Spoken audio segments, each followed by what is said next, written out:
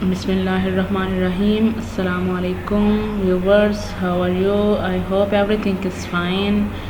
Today we will discuss about Java structures. Java structures three types की होती हैं, break है, continue and return. These statement transfer control to another part of the program. ये statement क्या करती हैं, जो control होता है प्रोग्राम का उसको दूसरे पार्ट की तरफ ट्रांसफ़र करती हैं जब तक हम अपनी कंडीशन को फुलफ़िल करते हैं। उसके बाद ये अगली स्टेटमेंट की तरफ जाती है। डिसीजन मेकिंग स्टेटमेंट प्रोग्रामिंग में बेसिकली सिमिलर होती है हमारी रियल लाइफ की तरह।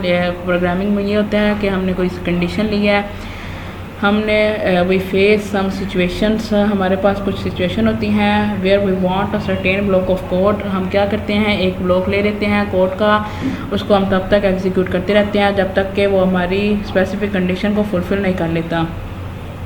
दी स्टेटमेंट क्या करती हैं, the statement allows you to control the flow of our program execution. ये स्टेटमेंट जो होती हैं ये हमारे प्रोग्राम के कंट्रोल फ्लो को कंट्रोल करती हैं और जब तक कि हम अपनी ओरिजिनल कंडीशन तक नहीं पहुंच जाते तब तक उसको चलाते रहते हैं। इफ़ हमने कोई कंडीशन दी हुई है, अगर ये कंडीशन ट्रू होगी देन हमारा नेक्स्ट पार्ट एग्जीक्यूट होगा।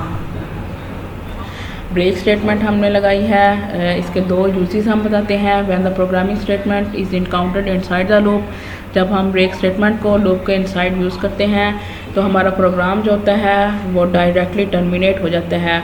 उसके बाद and the program control resumes at the next statement following the loop, उसके बाद हमारा जो नेक्स्ट पार्ट होता है वो लूप को फॉलो करता है।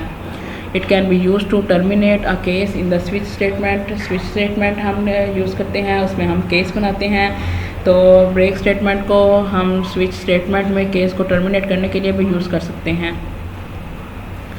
आगे हमने उसका ब्रेक स्टेटमेंट का एक सिंटैक्स दिया है, इसको हम सिंपल ब्रेक लिखेंगे और आगे हम इसके कोलन लगाएंगे, सेमी कोलन। कंटिन्यू स्टेटमेंट है, continue keyword can be used in any of the loop control structures. किसी भी लूप कंट्रोल स्ट्रक्चर में हम इसका कीवर्ड यूज़ करते हैं। It causes the loop to immediately jump to the next iteration of the loop. ये क्या करती है, कंटिन्यू स्टेटमेंट ये करती है कि जो हमारी लूप होती है उसको जंप करवाती है next iteration of the loop, next iteration की तरफ। In a for loop the continue keyword causes control to immediately jump to the update statement. और फॉर लूप में ये क्या करती है कि उसको जो हमारी अपडेट स्टेटमेंट हुई होती है उसकी तरफ जंप करवाती है। नेक्स्ट है वाइल लूप में ये क्या करती है, और डू वाइल लूप में control immediately jumps to the boolean expression.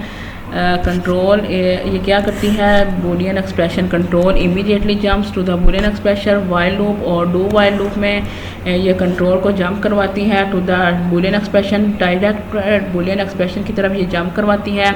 और इसका सिंटैक्स होता है कंटिन्यू, सिंपल लिखेंगे हम और आगे सेमीकोलन।